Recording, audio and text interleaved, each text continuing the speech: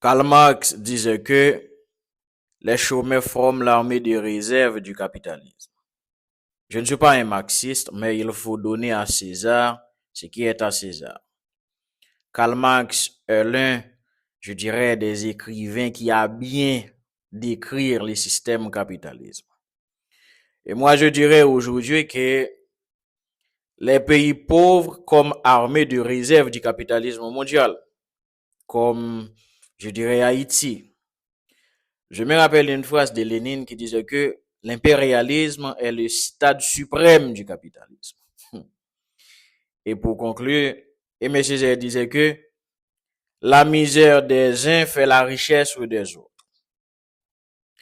Si nous analysons la théorie de l'armée industrielle de réserve chez Marx dans le Capital, Karl Marx identifie un mécanisme essentiel du capitalisme, c'est-à-dire pour maximiser les profits, le capital a besoin d'une armée industrielle de réserve, une masse de travailleurs sans emploi ou sous-employés disponibles pour remplacer les salariés récalcitrants, tirer les salaires vers le bas et pour flexibiliser la main-d'œuvre. Ce surplus de travailleurs permet au capitalisme de maintenir son pouvoir sur ceux qui travaillent. C'est-à-dire que si tu n'acceptes pas ce qu'on t'offre, il y en a 1000 autres derrière toi qui le feront. Donc, mais il ne faut pas oublier que cette analyse, bien qu'ancrée dans l'Angleterre industrielle du 19e siècle, reste permanente. Elle s'est simplement déplacée, c'est-à-dire que ce ne sont plus seulement les chômeurs dans chaque pays qui forment cette armée de réserve, ce sont des pays entiers relégués à la périphérie du système monde capitaliste. De l'armée de réserve nationale à l'armée de réserve mondiale. Donc, avec la mondialisation, je dirais, néolibérale, le capitalisme a élargi son terrain de jeu. Les grandes puissances ont délocalisé leur production, externalisé leurs coûts, déplacé leurs usines, capté leurs cerveaux et les bras, je dirais, les bras des pays les plus vulnérables. Et aujourd'hui, les pays du sud global, en particulier des nations comme Haïti, forment une armée de réserve mondiale au service du capital international. Et dans cette nouvelle configuration, la misère d'Haïti, loin d'être un accident, est une fonction, c'est-à-dire qu'elle permet à des entreprises étrangères de trouver une main-d'œuvre extrêmement bon marché et docile. Elle permet aussi à des États puissants de se doter de marchés captifs pour leurs produits et services. Elle permet aussi à des organisations et des institutions internationales de justifier leur présence et leur financement. Et il ne faut pas oublier aussi, elle permet à des élites locales complices de tirer profit de leur position de médiateur entre le peuple et les puissances étrangères. Donc, Haïti n'est donc pas en dehors du système. Il est intégré au capitalisme mondial, mais comme pays superflu, jetable, subalterne. C'est-à-dire que la pauvreté est nécessaire au fonctionnement du système. Sans la pauvreté, le système ne peut pas fonctionner. Mais il faut analyser tout. En Haïti, il y a la question de la dette, la dépendance et la dépossession. Ce sont trois piliers du rôle de réserve. Donc Haïti joue un rôle d'armée de réserve, non pas malgré ses problèmes structurels, mais à cause de ces trois mécanismes principaux. C'est-à-dire la dette. Depuis l'indépendance, Haïti est étranglé par la dette, d'abord envers la France coloniale, ensuite envers les institutions financières internationales, c'est-à-dire FMI, Fonds monétaire international, Banque mondiale. Et cela limite toute politique de développement autonome.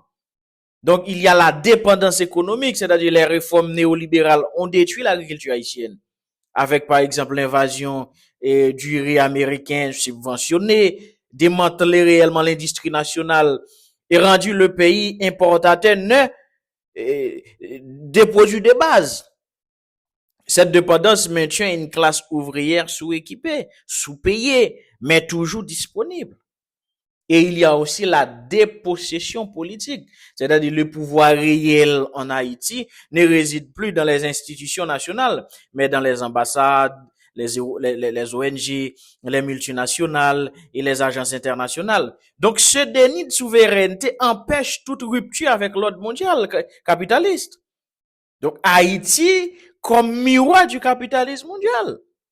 C'est-à-dire le capitalisme mondial a besoin d'Haïti non pas comme, je dirais, partenaire, mais comme un contre-modèle, c'est-à-dire une société tenue en échec pour montrer aux autres ce qu'il en coûte de vouloir sortir du système. Donc Haïti est le prix payé pour le confort du Nord. Il est, je dirais aussi, les laboratoires du désespoir, l'avant-poste de la misère fonctionnelle, comme l'écrivait Frantz Fanon dans Les Damnés de la Terre. Le système colonial et aujourd'hui néocolonial repose sur la création d'un monde à part, un monde d'exclus, je dirais de surnuméraires, des sous-hommes nécessaires à la stabilité du monde de maître. Donc Haïti aujourd'hui, ce monde-là, un peuple qui dérange parce qu'il rappelle au système capitalisme ses crimes originels. Maintenant, il faut une rupture nécessaire de la réserve au soulèvement. Face à cela, il ne s'agit plus de demander des aides ou de commander pour une place dans les concerts des nations. Il faut rompre avec le rôle imposé, refuser d'être l'armée de réserve du capitalisme mondial, c'est-à-dire se refonder l'État sur une base populaire, souveraine, démocratique et anticoloniale, réorienter l'économie vers l'autosuffisance, la solidarité, l'agriculture et la coopération, je dirais, régionale, pourquoi pas, développer une rupture politique d'émancipation, de dignité, de résistance. Donc, ce combat n'est pas qu'haïtien. Il concerne tous le peuple relégué, réduit au silence, utilisé comme réservoir de bras et de douleurs. C'est un combat mondial contre le capitalisme globalisé, extractiviste, inégalitaire. Mais il ne faut pas oublier aussi, en démontant le capitalisme, il ne s'agit pas seulement de dénoncer un système injuste. Il s'agit de révéler une vérité crue mais essentielle. Donc, Haïti n'est pas pauvre parce qu'il aurait échoué. Il est pauvre parce qu'il est utile au système en tant que pauvre, parce qu'il est rentable pour d'autres qu'il reste exploitable. Alors, quand quelqu'un lutte pour la souveraineté, l'autonomie et la dignité, nous ne faisons pas que résister. Nous trahissons le rôle que le capitalisme mondial veut nous faire jouer. Quand nous luttons pour la souveraineté et l'autonomie, nous nous levons comme peuple et refusons d'être son armée de réserve. Donc Haïti, ce n'est pas seulement un pays pauvre. C'est un symbole de refus. Refus de l'esclavage, refus de la colonisation, refus de l'exploitation. Donc l'histoire haïtienne est une blessure pour l'ordre capitalisme parce qu'elle prouve que les damnés peuvent s'élever. Mais aujourd'hui, cette insurrection doit être renouvelée. Elle ne peut plus être uniquement nationale. Elle doit s'articuler avec les luttes des autres peuples dominés, des migrants, des paysans, des travailleurs précaires du monde entier. Car si, je dirais, les pays pauvres sont devenus l'armée de réserve du capitalisme, alors leur union peut devenir le cœur de son renversement.